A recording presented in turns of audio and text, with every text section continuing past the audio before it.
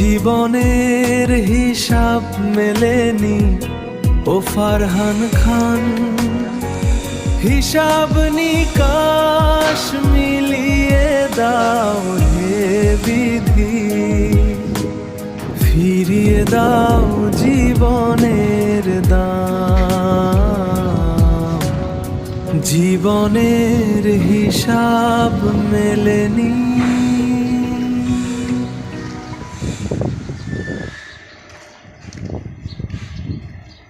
আমরা যথারীতি যাচ্ছি। সকালবেলা আমরা দরিদ্রদের খাদ্য বিতরণে যাই।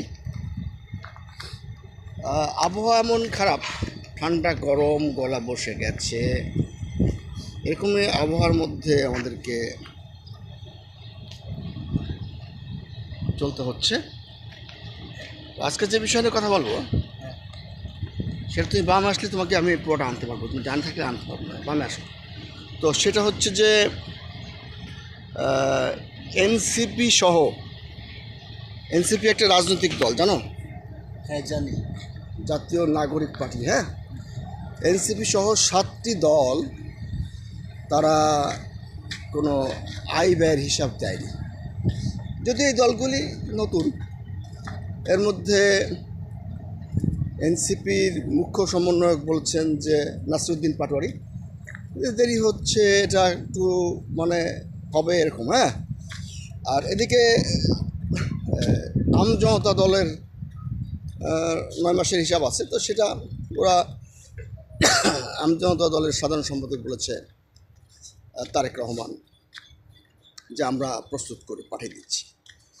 কিন্তু আমার প্রশ্ন, সেই আয় ব্যয়ের হিসাব যে দেরি হচ্ছে কেন, সেই প্রশ্নটা আমি করছি না। আমি প্রশ্ন করছি যে আয় ব্যয়ের হিসাবটা কি জিনিস, এবং সেই আয় ব্যয়ের হিসাবটা কি অ্যাকুরেটলি দেওয়া হয়? যেমন একটি দলের, ভালো আছেন, একটি দলের আয়ের উৎস কী সেটা তো কোনো নির্দিষ্ট করা নাই, কিন্তু নির্বাচন কমিশন আয় ব্যয়ের হিসাব চাচ্ছেন। কিন্তু একটি দলের আয়ের উৎস কী, তাদের কি কোনো মিল কলকারখানা আছে, ফ্যাক্টরি আছে, নাকি বাইরের থেকে টাকা আসে, সেই বিষয়গুলো কিন্তু স্পষ্ট করা নাই। যেমন দেখছি যে জামাতে ইসলামের কিছু অঙ্গ সংগঠন আছে, হাসপাতাল আছে, ব্যাংক আছে, তাই না? বিএনপির কী আছে আমার সেটা জানা নাই। আমি তো মনে করি প্রত্যেকটা দলের, আপনি কি বলেন, প্রত্যেক দলের আলাদা ব্যবসা থাকা দরকার, যেখানে তার দলের লোকজনকে কর্মসংস্থান করা যায়। তাহলে তো ওরা চাঁদাবাজি করবে। দলে যদি কোনো ব্যবসা বাণিজ্য না থাকে তাহলে তারা কী করবে? তারা ঠিকই বাজারে যে চাঁদাবাজি করবে। জামাত ইসলামের ব্যাংক আছে, হাসপাতাল আছে। তো এরকম বিএনপি বন্য দলেরও কিছু ব্যবসা থাকা দরকার। সেটা সামাজিক ব্যবসা হতে পারে, ডক্টর ইউনূসের আদলে ভালো থাকে না? সেই কথাই বলছিলাম যে প্রত্যেকটা দলের একটা ব্যবসা থাকা দরকার। যদিও আম জনতার দলের তারেক রহমানের আমের ব্যবসা আছে, কিন্তু ওটা তো ওনার সম্পূর্ণ ব্যক্তিগত, এটা কোনো রাজনৈতিক দলের ব্যবসা না। তো অনুরূপ নুরুল হক নূর, তার কী ব্যবসা আছে, তাকে বর্তমানে অ্যাটাক করার চেষ্টা করছেন পিনাকি, তারপরে ইলিয়াস, প্রবাসী সাংবাদিকরা। তো তাদের এই নূরের উপরে রেগে খেপে যাওয়ার কারণ কি, নূর রাশেদদের উপরে? এটার ভিতরে কোনো রহস্য আছে কিনা, সেই রহস্য জানবার জন্য আমরা উন্মুখ হয়ে আছি। ঘটনা কি, বাইরে থাকা সাংবাদিক তারা এই রাজনৈতিক দলের নেতাদের কাপড়ের নিচের খবরগুলো খোঁজাখুঁজি করছে কেন আমি জানি না।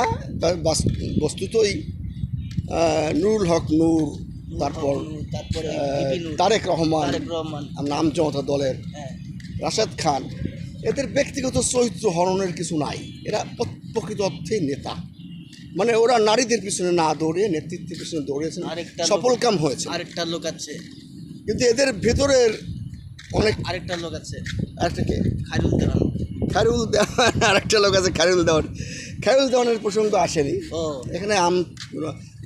যারা হিসাব নিকাশ জমা দেয় নাই, আয় ব্যয়ের হিসাব নিকাশ, সেই বিষয়ে কথা হচ্ছে। তার মধ্যে এনসিপি সহ 7টি দল আছে। হ্যাঁ, তার মধ্যে তারেক রহমানের আম জনতার দলও আছে। আমি বলছি যে এই প্রসঙ্গ আসছে যে এই ইলিয়াস, পিনাকি, এরা যে বাইরে বসবাস করা সাংবাদিক, এরা রাজনৈতিক দলের নেতাদের, হ্যাঁ না গ্রিন চ্যানেল না, এরা যে কিছুই বাদ রাখছে না, কোনো কিছুই বাদ রাখছে না। হ্যাঁ, তো এরা যে একটা রাজনৈতিক দলের নেতাদের চরিত্র হননের চেষ্টা করছে, তো এটা কি এদের ব্যবসা নাকি আমি বুঝি না। তো আমি জানি যে মানে অনেকেই বিকাশ নূর বলে, নূরকে বলে, মানে সে যতটা না প্রবাস থেকে তো টাকা কিছু আসবে না, অনুষ্ঠান করবে কেমনে, তাদের রাজনৈতিক কর্মসূচি আছে, হ্যাঁ। কিন্তু আমি জানতে চাচ্ছি যে নির্বাচন কমিশন সেই আয় ব্যয়ের হিসাবটা কীভাবে নেবেন। এরা কি সেই বাইরে থেকে, প্রবাস থেকে যদি বিকাশের সত্যি কোনো টাকা আসে, তো এই হিসাব কি ওরা নির্বাচন কমিশনে দিতে বাধ্য বা দিতে পারে, বা না দিলে কি তারা কি খুঁজে বের করবে যে আপনার এত টাকা এসেছে, এগুলি আপনি কোথায় ব্যয় করবেন। এই বিষয়গুলো আসলে খোলসা করা দরকার। মোবাইল ব্যাংকিংয়ের স্টেটমেন্ট রাষ্ট্রীয়ভাবে নেওয়া হয় কিনা, এবং সেই স্টেটমেন্ট জরিপ করে নির্বাচন কমিশন তদন্ত করে কিনা, পাড়া দিয়েছে বা সেইটা পর্যবেক্ষণ করে কিনা, তাই না? তা না হলে বিভিন্ন চ্যানেলে টাকা তো আসতেই পারে, এবং সেই টাকা রাজনৈতিক দলের উদ্দেশ্যে আসে। বা এই যে গোবর লাগছে, না না, আমি দেখেছি নাকি রাজনৈতিক পরিচয় আসে না ব্যক্তি পরিচয় আসে, তাই না? ব্যক্তি পরিচয়, সেইগুলো তো বোঝা খুব কঠিন। এভাবে কীভাবে তদারকি করবেন নির্বাচন কমিশন আমি চাই না। নির্বাচন কমিশনের কি কোনো বাজেট আছে যারা রাজনৈতিক দলগুলোকে দিবেন, সরকারি বাজেট নেন, আপনাদেরকে বছরে এত টাকা দিলাম, মাসে এত টাকা দিলাম, আপনারা কিছু কর্মকাণ্ড করেন। নির্বাচন কমিশন খবরদারি করে রাজনৈতিক দলগুলোর নিয়ে করতে থাকুক, কিন্তু নির্বাচন কমিশন কি আদৌ রাজনৈতিক দলের নির্বাচন কমিশন কি আদৌ কোনো রাজনৈতিক দলের নিবন্ধন দেয় সহজে? আপনি দেখলেন না আম জনতার তারেক কীভাবে নির্বাচন কমিশন অফিসের সামনে শুয়ে পড়েছিলেন নিবন্ধনের জন্য। মানে নিবন্ধন পাবার মতো যতটুকু যোগ্যতা তাদের দলের ছিল, সেটাকে ইগনোর করে নির্বাচন কমিশন নিবন্ধন দিল না কেন? আবার পরবর্তীতে যখন অনশন করলেন, অবস্থান করলেন, আন্দোলনের মুখে, চাপের মুখে নিবন্ধন দিলেন, তাহলে নির্বাচন কমিশন কি নিবন্ধন দেন আর দেন না, এটা কি এটার সঙ্গে ওটার কোনো মিল নাই? নির্বাচন কমিশন রাজনৈতিক দলের হিসাব নিকাশ, আয় ব্যয়ের হিসাব চেয়েছেন। এনসিপি সহ আরও 7টি দল এখনও বিলম্ব করছে, দেয়নি, দিবে, সেখানে আমার কোনো প্রশ্ন নাই। আমার প্রশ্ন হচ্ছে এই আয় এবং ব্যয়ের ব্যাখ্যাটা জানা দরকার।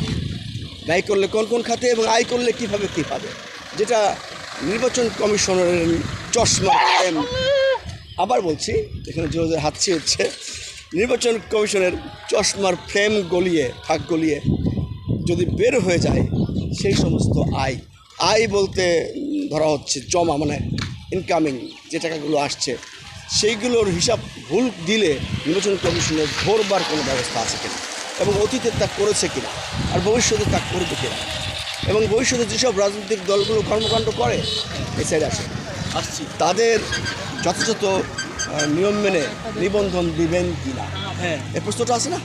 এই প্রশ্নটা আছে। প্রশ্ন বেশি বাড়াবো না, আমরা খাদ্য বিতরণ যাচ্ছি, হ্যাঁ সেখান থেকে ফেরার পরে আমরা আমাদের এটার আপডেট জানাবো। হ্যাঁ আপনি জানেন, এই যে খাদ্য বিতরণের বক্স, এই যে সামনে গাড়ি আছে, দেখে শুনে পার হবে, ঠিক আছে? ওকে, বাই বাই, খুদা হাফেজ। কি লাভ মানুষের পিছে লেগে থেকে, মানুষ তো ফেরেশতা নয়। আগে নিজের দোষ খোঁজো হে প্রবাসী সাংবাদিক, ফিরে দেখো জীবনের হিসাব মেলেনি।